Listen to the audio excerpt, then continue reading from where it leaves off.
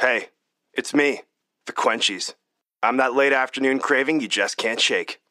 Wait, what's that? Welch's Grape Aid? No! Made with real fruit and no added sugar, nothing answers the call of the Quenchies like Grape Aid. Got the Quenchies? Grab a Grape Aid in your juice aisle.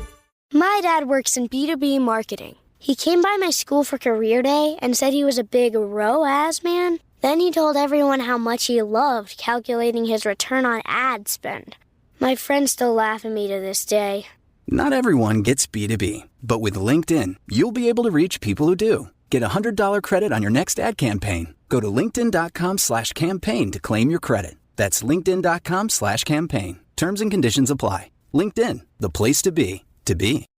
This is Optimal Finance Daily, money-saving hacks for non-cheapskates by Renee of thefunsizedlife.com. I was recently viciously attacked for my post, 87 Extreme Cheapskate Money-Saving Hacks. Not really, but a little dramatics are always fun. Someone left a comment stating that in all of these 87 money-saving ideas, none were original.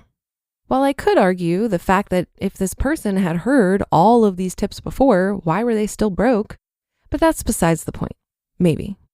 Nonetheless, I kind of get it, which is why I've tried to steer clear of cheapskate talk. So what about us non-cheapskates of the world? How can you see results in your money-saving capabilities without dumpster diving? Let me break it down. Make a list of 3 things you want in life. In my opinion, the best way to make every life decision, including with your money, is by starting with the end result and working your way backward.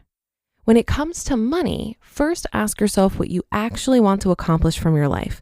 Like really accomplish. What is it you want your life to look like once you've reached the end of it? Find your spending gaps.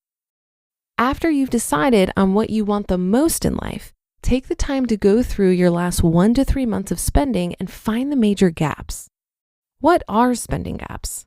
I'm referring to any spending habits you have that are super far away from the long-term goals that you set for your life.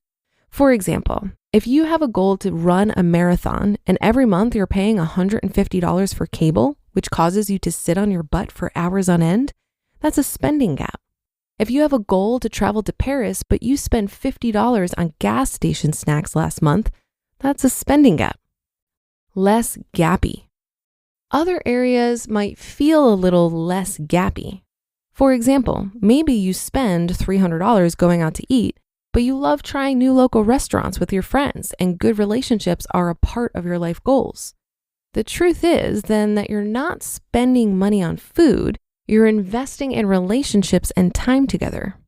Be sure you take the time to make these distinctions. Reduce the gaps. Once you've decided what is a gap and what isn't, find ways to make your gaps a little smaller. If you're in the habit of getting gas station snacks every time you go to the gas station, chances are you're not going to kick that habit overnight. Instead, look into ways to reduce the gap instead of completely eliminating it. Maybe aim for 1 less snack than normal. Just get a drink and not a donut, then next time switch it up. Buy yourself a $20 gift card to that gas station and use this to help you stick to a budget for next month. Of course, this isn't all about gas station snacks. This same type of mentality can be applied to any spending gaps that you have.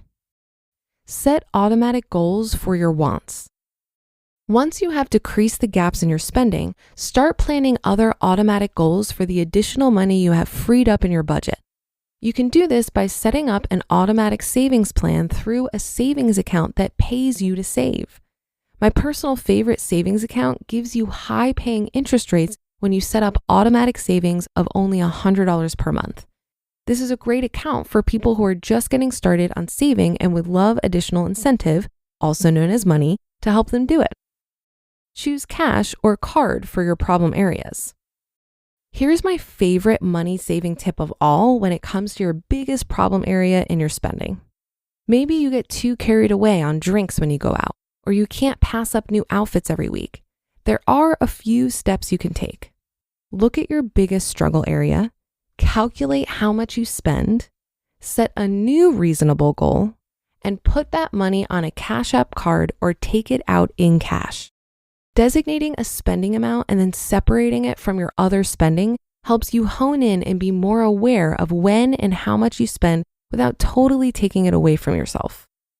Focus on big wins over small ones. The biggest mistake people often make, especially cheapskates, is focusing on small wins and living with a lack mindset. Small wins are things like reducing your electricity, clipping coupons, or going to the gas station with 3 cents cheaper prices. Yes, you will save money, but I want you to focus on bigger wins instead. If you can reduce your monthly spending, make reasonable spending limits for yourself, and open a savings account and make it a priority, you will be steps ahead of people with 800 coupons and thrift store clothing. I promise.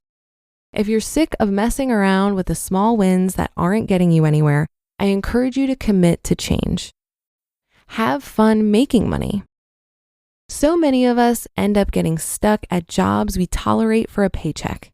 The truth is, you can have a lot of fun making money if you look at the right places.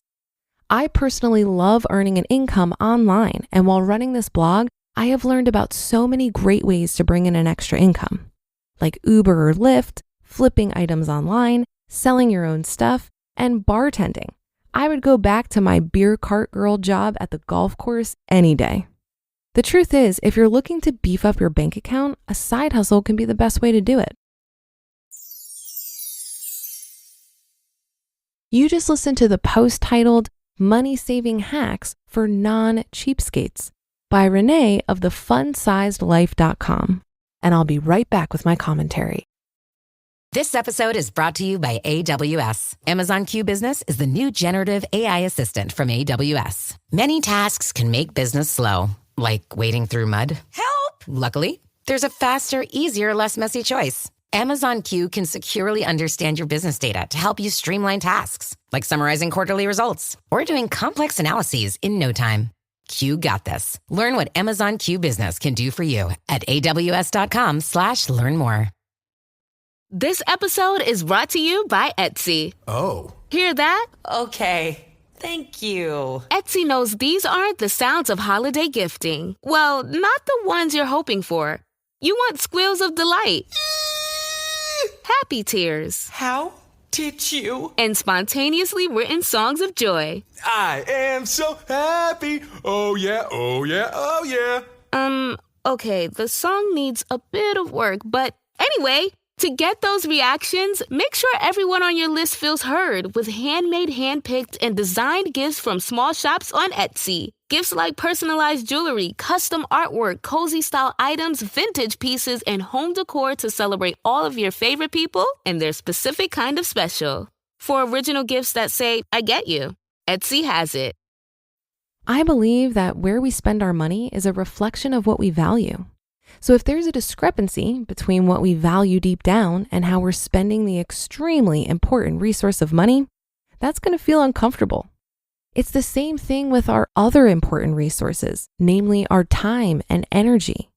If we're spending too much time or energy on things that aren't high value to us, over the long run, our life starts to feel less thrilling than we'd like.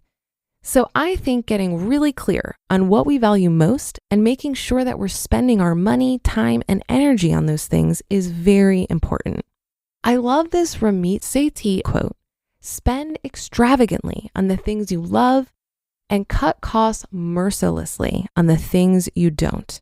End quote. If you struggle with ideas around frugality and reducing expenses, I think this could be a very helpful way to look at it. But I'd also take it a bit further and think about ways that you can be even more resourceful regarding the things you love. So for example, in this article, it was mentioned that trying new restaurants may not be so much about the food.